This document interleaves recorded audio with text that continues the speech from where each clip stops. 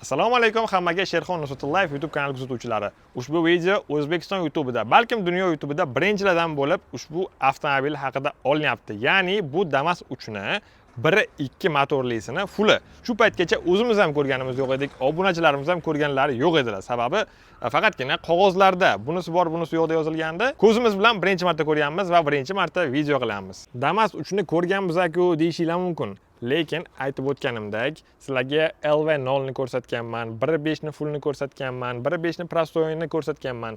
Lekin shu paytgacha Damasni 1.2 motorlisini fullni ko'rsatmaganman. Xo'p, unda boshlaymiz. Oldini ko'rishingiz mumkin. Ablisovkalari nikelli bo'ladi, pastda tumankalari bo'ladi, diskalari o'sha 1.5 ni fullga o'xshab sakadiska bo'ladi. Mana bu qismlari, eshik dastalari qora emas, kuzov rangida. Orqasini ham ko'rinishini ko'rishingiz mumkin. O'sha 1.5 ni fulli bilan bir xil, ikkalasi ham bir xil pozitsiyada 1.2 LV1. Va eng e'tibor tortgan narsa, endilikda Damas yozuvi bilan chiqyapti. Bu yoqda Move deb yozilgan, ya'ni Move degani passajirni degani. Mana bunisi ham Damas yozuvi yozib qo'yilgan. LV0 bilan LV1 ni qo'yganlar ko'pchilik LV1 ni tanlaydi. Sababi qaranglar, bunda obshivkalar bor o'zi. Oldin oynalar elektronli. O'rindiqlarni ham, qayin, to'xtanglar, orqaga o'tamiz. Tablosi boshqacha ekan. Hozir shunday ko'rdimda, birinchi tablosini olib Telegram kanalimizga yuklab qo'ygandim. Aytgancha bizning Telegram kanalimiz bor. Pastda silkasini qoldiraman. O'sha yoqqa o'tib, bizlar bilan suhbatlashib, gaplashib, avtomobil xarid qilmoqchi bo'lsangiz, o'sha yerda maslahatlashishingiz mumkin bemalol. Avtovlog.uz Telegram kanali. O'rindiqlarni ko'rishingiz mumkin. Oq rangda, yumshoq. Bu bizning mikrofon, aytib bermaysizlar. Radiolari bir xil, konditsionerlari bor. Bu yog'i o'zi hammasiniki bir xil bo'ladi, faqatgina tablo boshqacha, o'zgacha. Qo'shimchasiga kalti mana bunaqa bo'lar ekan, ko'rishingiz mumkin. Bittasi oddiy, bittasi pultlik. Endi ikkinchi qatoriga o'tamiz. Mana bizning kapitanskiy o'rindiqlarimiz. Bunda ham kapitanskiy o'rindiqlar juda ham ko'pchilik so'ragan narsa bu emas. Mana bu. 1.2 ni fulldan olsak, tepasida konditsioner bo'lganmi deb juda ham ko'pchilik so'raganda va mana konditsioner bor.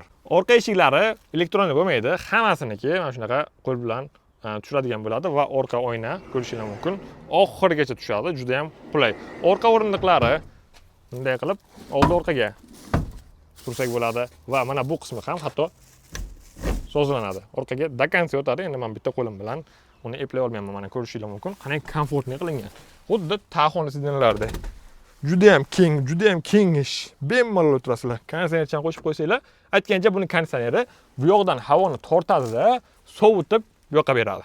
Shunday prinsipda ishlaydi va faqatgina sovuq havo, ya'ni bu issiq havo yubormaydi, faqatgina sovuq havo oqimini sizlarga chiqaradi.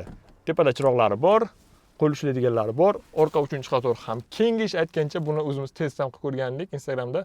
4 kishi bemalol sig'adi. Orqada ham ruchkalari bor. Orqa oynasi ham ochiladi, ya'ni fortichka bo'lib ozgina tomonga ochiladi.